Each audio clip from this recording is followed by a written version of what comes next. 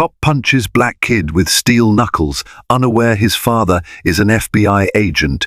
It was a humid summer evening in Atlanta, the sun dipping low over bustling streets. 14-year-old Tyler Patterson, just out for an ice cream run at the local Walmart on Martin Luther King Jr.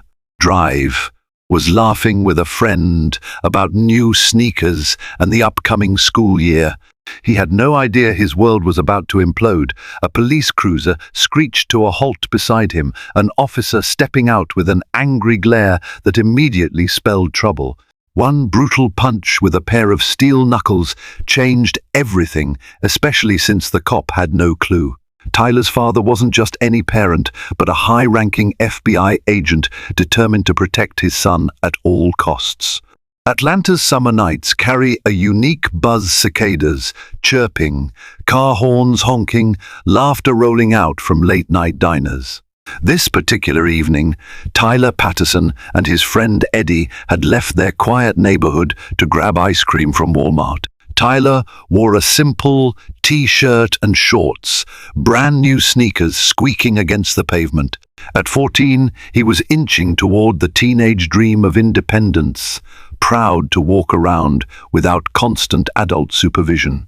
He and Eddie joked about the newest video game hype, oblivious to danger. They grabbed soft drinks and candy, paid at self-checkout, and left the fluorescent-lit Walmart. The sky was a swirl of purples and oranges. Tyler sighed contentedly. Life felt simple and bright for those few moments. Then came the squeal of tires. A police cruiser lurched into the parking lot. Lights off, windows rolled down. Out stepped Officer Jason Clark, an Atlanta PD patrolman rumored to have a short fuse. His glare snapped to Tyler and Eddie the moment he spotted them, as though searching for a target. "Hey, you two," the officer barked. "What are you doing here at this hour?" The question dripped with suspicion, ignoring that the teens had done nothing but buy snacks. Nervous, Tyler forced a polite reply. "Just heading home, sir." Officer Clark's eyes narrowed. Something in him bristled at the sight of these black teenagers. "You got ID on you? You been causing trouble around here?" Tyler's heart rate spiked. No friendly greeting, no calm approach, just immediate hostility. Eddie started to speak, but Tyler stepped forward, hoping a calm demeanor would soothe tensions. "No trouble, sir. We just bought groceries," but the officer's lip curled in disdain. "Let me see that bag." A flicker of fear spiked Tyler's chest. He'd read enough news stories to sense this situation could spiral. Clutching his plastic bag, he hesitated. That half-second was all it took for Clark to stride over and snatch it from him. Candy and soda tumbled out, rolling across the asphalt. Tyler fought the urge to protest, glancing at Eddie for reassurance. But reassurance never came. The officer's expression grew ugly, as though Tyler's mere existence was an affront. He stepped closer, the stench of stale coffee and aggression emanating from him, and so began a chain of events that would shatter Tyler's innocence in a single brutal moment. Tension crackled like static in the air. Eddie, uneasy, took a step back, phone in hand, uncertain whether to record. But before he could decide, Officer Clark's scrutiny whipped to him. "No pictures," he barked. Fearful, Eddie kept the phone down. Ignoring basic protocol, Clark jabbed a finger in Tyler's chest. "Empty your pockets, boy. I know your type think you can shoplift or hustle on these streets." Tyler's cheeks burned. He wasn't a criminal. He was an honor student at Booker T. Washington High, active in track and field. This officer had no reason to treat him like a suspect. But Tyler had been taught by his parents, especially his father who worked for the FBI, to stay respectful. Resist with words, not violence, and if it escalates, comply to avoid tragic outcomes. So Tyler muttered, "Yes, sir," and slowly pulled out the few items in his pockets, a wallet with a school ID, And $2 in change. No contraband, no weapon, just proof that he was a normal kid. "That's all," he said quietly. But Clark's eyes flared. It was as if he wanted a reason to lash out, and Tyler's innocence robbed him of that. Seething, the officer flicked Tyler's wallet to the ground. "Don't get smart with me," he sneered, though Tyler hadn't said anything smart-mouthed at all. Eddie, trembling, gently placed a hand on Tyler's shoulder. "Let's just go," he whispered. But Clark lunged between them, eyes bulging with anger. "Oh, you think you can walk away from me?" That's when Tyler's stomach twisted in fear. The officer's body language screamed hostility, fists clenched, a flush on his cheeks. Tyler tried to keep calm. "We're not causing trouble, officer. Just let us be." Clark's lip curled. "You people always got an attitude." He stepped closer, and Tyler glimpsed a glint of something metallic on the cop's right hand, a pair of steel knuckles illegally concealed for personal enforcement. The shock set Tyler's nerves ablaze. He's wearing knuckles? That's not standard issue. Time seemed to slow as Clark raised his steel-encased fist, face twisted with hate. Then came the blow, hard, fast, and direct to Tyler's cheek. Pain exploded, and Tyler's world turned black for a moment. Eddie yelled in alarm. The quiet Walmart parking lot was now a war zone in microcosm. Tyler staggered, crumpling to the ground, the taste of blood spreading across his tongue. This was the moment that would reverberate through so many lives. Unbeknownst to Clark, the battered teen at his feet was the beloved son of Michael Patterson, a veteran FBI agent with a fierce dedication to justice. In seconds, everything changed, and the reckoning had only just begun. The night air felt electric with shock. Tyler lay on the pavement, dazed, cheek throbbing, as Eddie frantically crouched beside him. "Ty, oh my God!" Eddie's voice wavered, tears threatening. He whipped out his phone, trembling fingers hitting record. "Back off!" he screamed at Clark, who now loomed overhead like a predator. Officer Clark, steel knuckles glinting with Tyler's blood, snarled, "You filming me? That's illegal!" He lunged for Eddie's phone. Eddie scrambled back, voice cracking. "It's not illegal!" "You assaulted him." Another glance at Tyler revealed swelling and bruising rapidly forming on his face. A handful of onlookers, drawn by the commotion, peered from afar. A middle-aged woman collecting carts froze, eyes wide, uncertain whether to intervene. Another bystander dialed 911, ironically calling the same department that employed Tyler's attacker.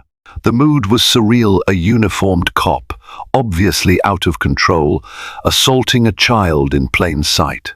Clark pivoted, brandishing the steel-laden fist toward Eddie. "Shut up, or you're next," he hissed. Eddie's heart hammered. He refused to stop recording, capturing every scowl, every hateful glare. He backed away, desperate to protect Tyler. That's when Tyler coughed, spitting blood. The taste was bitter, humiliation sharper than any physical wound. He forced himself upright, leaning on his elbow. His vision blurred with pain, but adrenaline demanded he not be helpless. "Officer," he managed, voice shaky, "you had no right." Clark spat. "Think you can talk to me about rights?" He lifted the steel-knuckled hand again. "I can do worse." His voice dripped with condescension, as if daring Tyler to protest further. But the tides were shifting. That other 911 call brought fresh sirens in the distance. Blue and red lights flickered at the intersection. Furious or not, Clark realized backup was coming, and not necessarily to side with him this time.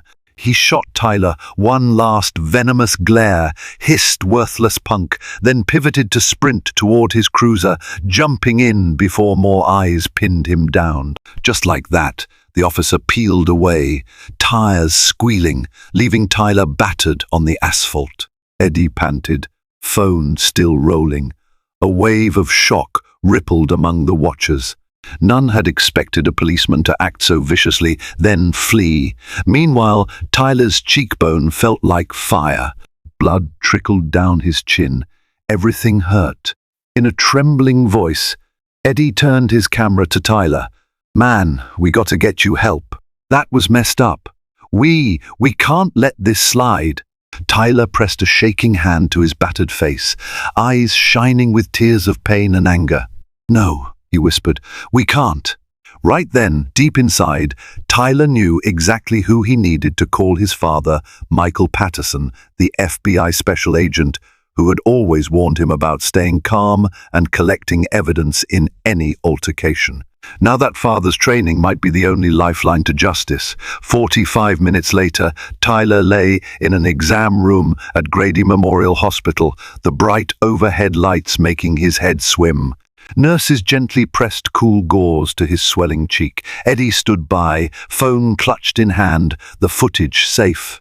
Meanwhile, an officer from the Atlanta PD arrived, investigating the assault. This new cop was polite, concerned, but Tyler's trust had cracked. He flinched at the sight of the badge. A hospital phone was handed to Tyler, so he could call his father. With shaky fingers, he dialed. On the third ring, a familiar baritone answered. "Mike Patterson speaking." Tyler's breath caught. "Dad," he began, voice quivering, "I got attacked by a cop." For a moment, silence. Then Michael Patterson's tone turned razor-sharp. "Where are you? Are you hurt?" Tyler, tears threatening, explained the scene in halting words. The Walmart, the steel knuckles, the punch. On the other end, Patterson's measured FBI calm kicked in both paternal love and professional outrage swirling.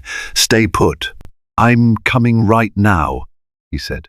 Then, with forced composure, "Son, it's going to be okay. You're at the hospital, correct?" "Yes," Tyler whispered. "I'm with Eddie. The police are here, but it's not the same officer." Patterson exhaled. "Don't speak too much until I arrive. That officer violated every law. I'll handle this." Then he disconnected, presumably racing to the hospital. In the corridor, the investigating APD officer named Morales approached the bed. "Tyler, you up for describing him?" he asked gently. But Tyler, remembering his father's advice, hesitated. "I'd prefer to wait until my dad gets here." Morales nodded sympathetically, well aware that everything about this case was sensitive. "Sure, we do have some witness statements. Also your friend, Eddie, is it? He has video?" Eddie nodded vigorously, giving Morales a glimpse. The officer's brow furrowed in shock at the steel knuckles. "That's definitely not standard equipment." He turned off the playback with a sigh. "This is serious, possibly criminal assault." Suddenly, the doors to the exam room swung open. In strode Michael Patterson, tall, composed, wearing a dark suit jacket, his FBI credentials clipped to his belt. His eyes locked on Tyler. Instantly, paternal concern overcame the professional mask. "Oh my God, Tyler." He gently cradled his son's face, scanning the bruises. "They said you were punched with a weapon?" He looked pained at the sight of Tyler's injuries. Tyler blinked back tears. "Dad, it was so fast. He just hit me, called me names, then ran." Patterson's jaw tightened, eyes glinting with righteous fury. He turned to Officer Morales. "I'm Special Agent Michael Patterson, FBI. I demand every resource be used to identify the officer who assaulted my child. Now." Morales recognized the intensity radiating from Patterson. "We're on it, sir. We suspect the officer might be Jason Clark, assigned to the 7th Precinct. We had a partial plate from a witness matching his cruiser. The mention of Clark's name sparked a hush." Patterson exhaled, struggling to keep calm. "That man must face justice. My son will not be another statistic." The vow in his voice was unbreakable. Within hours, the assault on Tyler Patterson became more than just a local matter. Michael Patterson leveraged his FBI connections to expedite a deeper inquiry. He placed calls to the FBI's Civil Rights Division in Washington, ensuring they flagged this case under potential color of law abuses. If a sworn police officer used excessive force, especially with a weapon, on an unarmed minor, it could constitute a federal offense. Meanwhile, Tyler was discharged from the hospital with a heavily bruised cheekbone and mild concussion. Holding an ice pack to his face, he rode in the passenger seat of his dad's SUV, heading home under the late-night glow of streetlights. Patterson gripped the wheel, eyes blazing. The father in him wanted vengeance, to confront Jason Clark physically. But the FBI agent in him demanded a methodical approach. Gather evidence, build an airtight case. Let the system do the punishing. Balancing those instincts was agony. When they reached their suburban home, Tyler's mother, Alicia Patterson, rushed out. She'd gotten the frantic updates and was near tears seeing her son's battered face. "Baby, oh no." She enveloped him gently, trying not to aggravate his injuries. Tyler leaned into her hug, drawing comfort from her presence. The calm suburban night felt surreal after the horrors of earlier.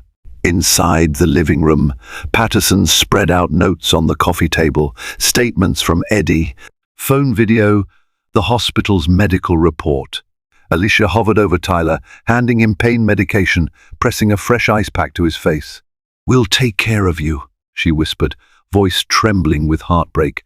Patterson's phone buzzed. Another FBI colleague. He stepped aside to answer, voice low. "Yes, I suspect criminal wrongdoing. No, I want the local PD to handle it first, but will assist if they stall." After hanging up, he returned to his family, kneeling by Tyler. "Son," he said quietly, "this might become a high-profile case. Are you ready for that? The media, the scrutiny?" Tyler swallowed. He'd never wanted the spotlight, he just wanted justice. "I'll do what it takes," he replied, tears glistening. "You can't do that to anyone else." Alicia wrapped an arm around them. "We're behind you, Tyler, all the way." Patterson nodded, cradling Tyler's hand. "Tomorrow we file an official complaint with the Atlanta PD's Internal Affairs. I'll talk to the district attorney. This cop must not hide behind a badge." Determination burned in his eyes, promising that any shield of secrecy or corruption protecting Officer Clark was about to be shattered. Morning brought a swirl of action. Patterson spent hours on calls with local authorities, gathering details on Jason Clark's record. By midday, he'd learned the officer's personnel file was marred by multiple complaints, most closed without thorough investigation. Excessive force, verbal harassment, racial profiling. Each complaint either vanished under bureaucratic rug sweeping or was watered down as inconclusive.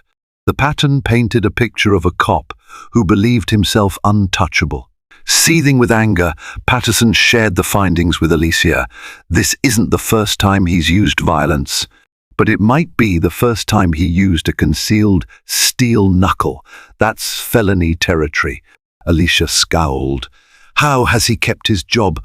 While they spoke, Tyler dozed on the couch, still woozy from pain meds, cheek swollen. He stirred occasionally, haunted by nightmares of the assault. Eddie came by, bringing a get-well card from classmates. He confided that some kids at school were outraged, sharing the story on social media. Justice for Tyler began trending locally. Hearing that, Patterson blinked in mild surprise.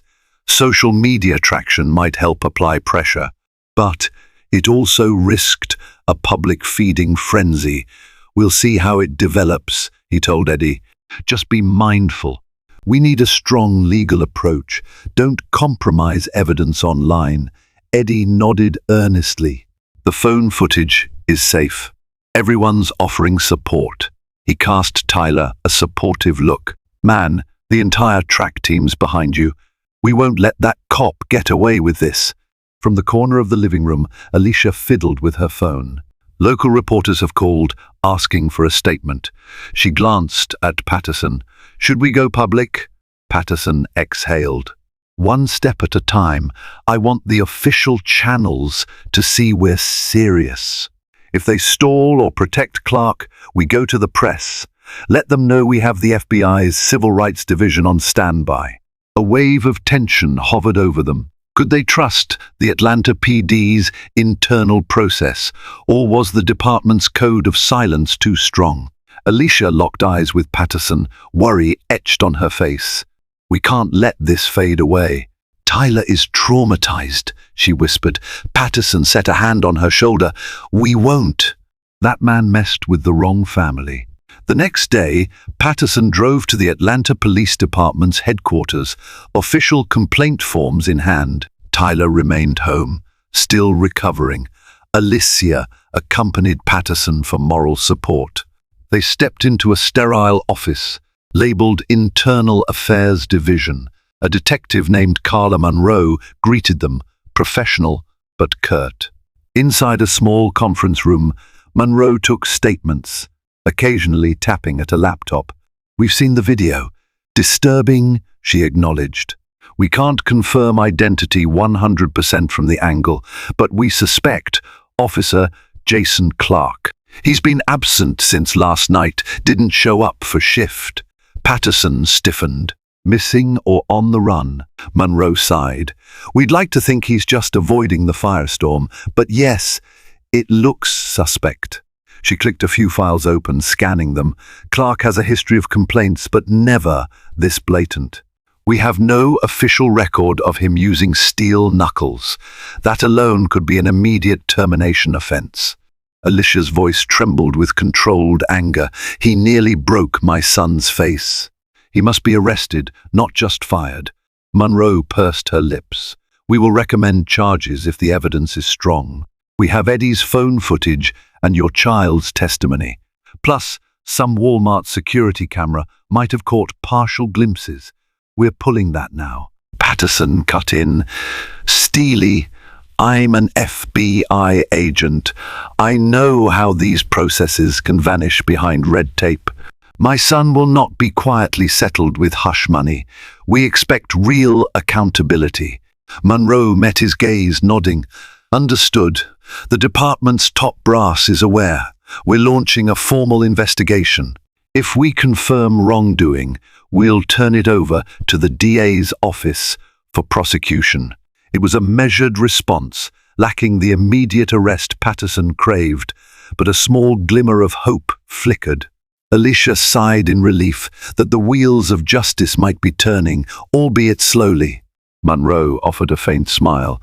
I'm truly sorry for what happened. We'll keep you updated. Back outside, Patterson tapped his phone, calling a contact at the district attorney's office. He left a detailed voicemail. We're dealing with assault by a policeman on a minor, steel knuckles involved. I want to ensure you're aware. Let's talk soon. Then he turned to Alicia. We wait and see if they do the right thing. If not, we push harder. Alicia's jaw set. That man's not escaping. Our boy deserves better. Patterson squeezed her hand. He will get justice, even if I have to tear down the entire department. Word spread swiftly. Local TV stations latched onto the story of a black teenager punched by a cop wearing steel knuckles, especially after learning that child's father was an FBI agent. Headlines blared, police brutality or isolated incident. News vans parked outside the Patterson home, cameras rolling, hoping for a statement. Online, hashtag Justice for Tyler soared, accompanied by memes condemning officer misconduct. Factions emerged, some watchers furious at the blatant racism and violence, others defending law enforcement, claiming we don't know the full story. The friction echoed across social media. Meanwhile, Tyler's photo with a swollen cheek circulated, fueling empathy and outrage in equal measure. In the Patterson living room, the phone rang non-stop. A local activist group requested to stage a protest outside the 7th Precinct. A civil rights lawyer offered pro bono representation. Alicia scrolled through hundreds of supportive messages. Tyler, still icing his face, felt overwhelmed yet grateful. "Mom," he murmured, "I had no idea so many people would care." She brushed a gentle hand over his hair. "You matter. People see that this could happen to any kid. They're rallying behind you." But the onslaught of attention was exhausting for Tyler, who just wanted normalcy again. Patterson took a call from an anchor at WSB-TV. They offered an on-air interview. He politely declined, stating the ongoing investigation. The anchor pressed for quotes. Patterson's final word: "We trust the justice system, but we will not be silent if it fails. My son is more than a headline. He's a child who deserves security." As evening fell, an impromptu vigil formed near the Walmart parking lot where Tyler was assaulted. Dozens gathered with candles, chanting for accountability.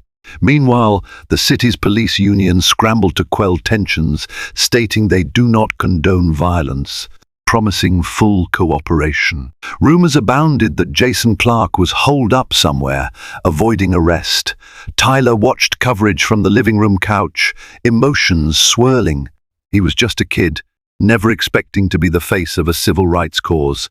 Alicia gently turned off the TV. "Enough. You need rest," Tyler sighed, mind racing with a mix of fear and hope. If the whole city was behind them, maybe real change could happen. If the system tried to protect Clark, well, they had the FBI's might on their side. The next morning, a jolt of news. The Atlanta PD had located Jason Clark in a remote motel outside the city. He was arrested without incident. The official charge sheet included aggravated assault, plus potential weapons violations for the steel knuckles. Tyler and Alicia shared a tearful moment of relief upon hearing. Patterson quickly confirmed with his DA contact that the prosecution was gearing up. However, the drama didn't end there. Clark posted bail within hours, some suspecting the police union or certain donors helped. Freed from jail, the disgraced officer spewed bitterness, proclaiming innocence. In an impromptu sidewalk press gathering, he told reporters, "That kid was resisting. I had to use force. No knuckles were used, he's lying." The brazen denial stoked further anger among the public. The phone video from Eddie, though somewhat shaky, clearly showed metal glinting. Forensic analysis of Tyler's injuries indicated a blow consistent with a metallic object. Patterson scowled at the televised meltdown, turning it off in disgust. "He's doubling down," Alicia said, voice trembling with frustration. Tyler clenched his fists. "He's lying. I can't believe, after everything, he's trying to paint me as a threat." But Patterson, calm in crisis, said softly, "We have the evidence. Let him bury himself with lies. The truth will stand." Secretly, he worried about witness intimidation. He told Eddie to watch his back. The father's FBI instincts recognized that a cornered cop might lash out or attempt to manipulate the system. Sure enough, rumors swirled that certain folks within the department quietly supported Clark, claiming he was a tough cop cleaning up the streets. The same old story used to excuse brutality. But with the FBI father breathing down their neck, official channels had no choice but to push forward. The district attorney announced a formal indictment for Officer Clark on charges of assault with a deadly weapon, the steel knuckles, battery of a minor, and civil rights violations. In a single press conference, the DA declared, "We will not tolerate any officer misusing their authority to harm our youth. We intend to prosecute vigorously." The tension soared, polarizing the city. Protests formed, some pro-Tyler, others pro-police. #JusticeForTyler became the city's rallying cry. As the legal machinery revved into gear, Patterson worked with the DA's office to meticulously piece together the case. They had 1. Eddie's phone video capturing the blow, the steel glint and partial audio of Clark's threats. 2. Walmart security camera, though angled poorly, it showed Clark's cruiser and him lunging at Tyler. The steel knuckles weren't super clear, but the timeline matched. 3. Witness statements from Eddie, a Walmart employee, and at least 2 bystanders who saw the assault. 4. Forensic analysis of Tyler's injuries, consistent with a blunt metal object. 5. Jason Clark's history of misconduct complaints, painting a pattern of aggression. In a conference room at the DA's office, Patterson and Alicia sat with the assistant district attorney, who explained potential complications. Clark's attorney might argue self-defense, claiming Tyler posed a threat. They'll spin it. Our job is to show that's blatantly false. The phone footage is gold. Patterson nodded, subdued rage in his eyes. Alicia clenched her jaw. He can't claim self-defense when he started the confrontation. Meanwhile, Tyler, though still physically healing, was emotionally drained. The spotlight weighed on him. He dreaded the prospect of testifying in court, facing Clark's menacing stare again. But his father assured him, "You'll have me at your side. We'll do it together if needed." Outside that hush of planning, the city bubbled with tension. Some feared riots if the system let Clark walk. Others called for calm, trusting the new wave of accountability. The police union attempted damage control, insisting they don't condone violence, but cautioning the public not to rush to judgment. Patterson nearly scoffed at the statement. The evidence was overwhelming, yet some refused to see it. Months passed as the case advanced. The day of the preliminary hearing arrived in a stately Atlanta courtroom, old wooden pews lined with anxious spectators. Cameras flashed outside, but inside, the hush was thick. Tyler, wearing a conservative shirt and tie, sat with his parents at the prosecution's table. Across the aisle, Officer Clark wore a crisp suit, face hard, flanked by an expensive defense attorney. The prosecutor began by outlining the state's charges. Then came the evidence, footage from Eddie's phone played on a screen. Tyler squirmed, reliving the blow, hearing his own cries. The audience collectively winced. The defense attorney tried objecting, claiming the video was inconclusive, but the judge allowed it. Then Tyler took the stand. Head high, voice quivering only slightly, he recounted the terror of that night. The defense tried to rattle him. "Did you mouth off? Did you move aggressively?" Tyler shook his head firmly, tears glistening. "No, sir, I complied. He just hit me." Eddie testified next, unwavering, confirming every detail.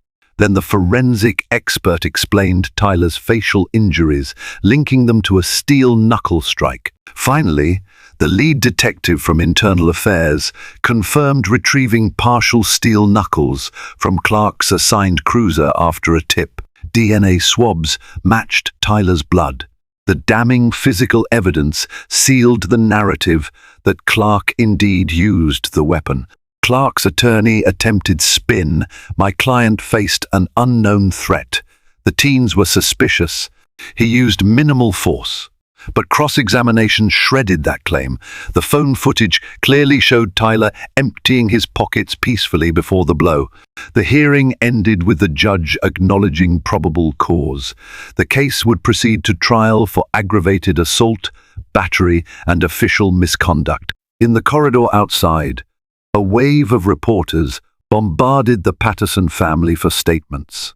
Patterson simply said, "We're grateful the truth is emerging." Alicia, clasping Tyler's hand, added, "Justice means ensuring no other child endures this nightmare." Meanwhile, Clark scowled as he left, ignoring questions, but his parting glare at Tyler dripped with venom. As the trial loomed, new twists unfolded.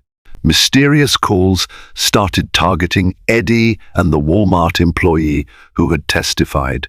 Someone left threatening voicemails, "Keep your mouth shut or suffer." The local activist community pointed fingers at possible rogue cops or union affiliates loyal to Clark. Patterson realized witness intimidation was in play. He swiftly arranged FBI protection for key witnesses, pulling in favors from colleagues. Unmarked cars patrolled near Eddie's house. The Walmart employee was relocated temporarily. This cloak and dagger step rattled Tyler, who realized the lengths some might go to protect a violent officer. One night, a brick crashed through the Patterson family's window, shards scattering across the living room floor. Taped to it was a note, "Drop the case." Alicia trembled, heart pounding. Tyler panicked at the thought his family was now physically targeted, but Patterson's fury burned hotter. He called local PD, lodging a new complaint. Then he escalated to the FBI's Civil Rights Division, demanding immediate oversight. "They want us to back down?" he hissed. "They'll get the full wrath of federal involvement." The brick became a crucial piece of evidence, hopefully to track down the coward behind it. This intimidation attempt backfired. The district attorney, outraged, doubled down. Additional charges for witness tampering or intimidation loomed if they traced it back to Clark's supporters. The city's political leaders publicly condemned the attacks, urging calm. Meanwhile, the defense team for Clark insisted they had no knowledge of such intimidation, painting it as a conspiracy to smear their client. The tension soared. The trial commenced in a packed courthouse. Media presence was intense. The prosecution laid out the facts methodically, each witness recounting the painful details. The phone video played again for the jury, crystal clear. Steel knuckles were presented as physical evidence, tested for Tyler's DNA. The intimidation attempts were mentioned, though not directly tied to Clark himself. Clark took the stand, face pale but defiant. He claimed fear for personal safety, insisting Tyler was hostile. The cross-examination was ruthless. Confronted with the video, the discrepancy in his story shattered.